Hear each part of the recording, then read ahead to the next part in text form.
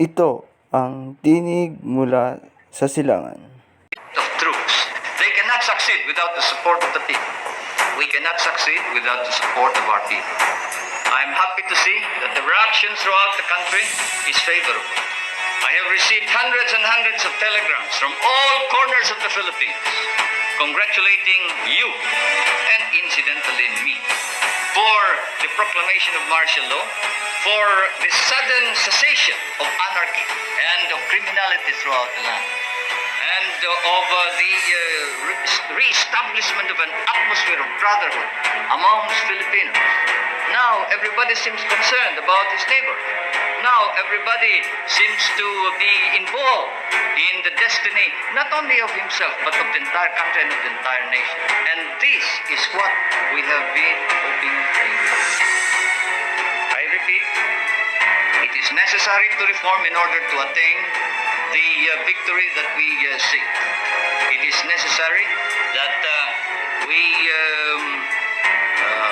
attain all the objectives that we have set. These objectives are, we must give to the poorest man whatever is his due. The rich man must now understand that this is a new kind of society. We will protect his rights. For whether he is rich or poor, he has rights. And those rights are as sacrosanct as the right of the military to dignity and to a reputation and a standard of proficiency to which he is entitled. Thus it is important that we must tell everybody, and I ask you to do this, to go out to your assignments, to your respective areas, to your units, to your area of operations, and tell everyone that every citizen in this country has rights, and those rights should be protected, whether he is a businessman or a mere janitor, whether he is a tenant or a landowner. Those rights should be protected, but we will treat each other as brothers. The landlord must now learn to live with the tenant, and the tenant must be given his due. I am proclaiming today land reform throughout the entire Philippines. We must allow the tenant to now acquire ownership ultimately of his land, but he must engage in cooperative effort. We cannot just keep on subdividing land. We must cooperate. We must now establish cooperatives of production, cooperatives in irrigation, cooperatives in rural electricity, cooperatives in consumption, cooperatives in everything that we do, because we are a small nation and most of our people are small people. At the same time, we will protect business. We will protect investment, but not to the extent that business and investment will dominate the entire scene, dominate the Philippines, and that they shall dictate and rule the country. No. The business section need no fear whatsoever.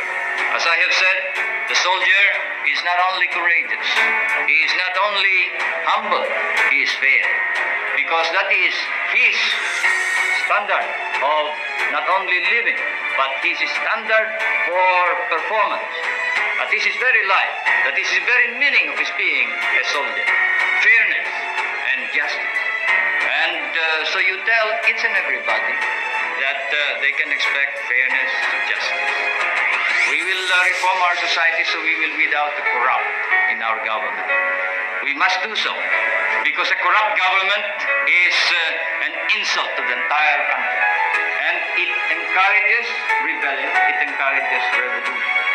There can be no success, no victory, no achievement if we do not alter and change our political institutions so as to be able to remove the sterile and obstruct the attainment of the ideals that we have. The armed forces of the Philippines have set up a standard of their own. I know that you are engaged in cleaning up your own ranks. You are policing your own ranks. The Secretary of National Defense, the Chief of Staff have recommended, the major service commanders have recommended that we now establish a military commission to investigate, try and punish all personnel of the armed forces of the Philippines who may not perform in accordance with the exacting standards of proficiency of the professional soldier. Because of this,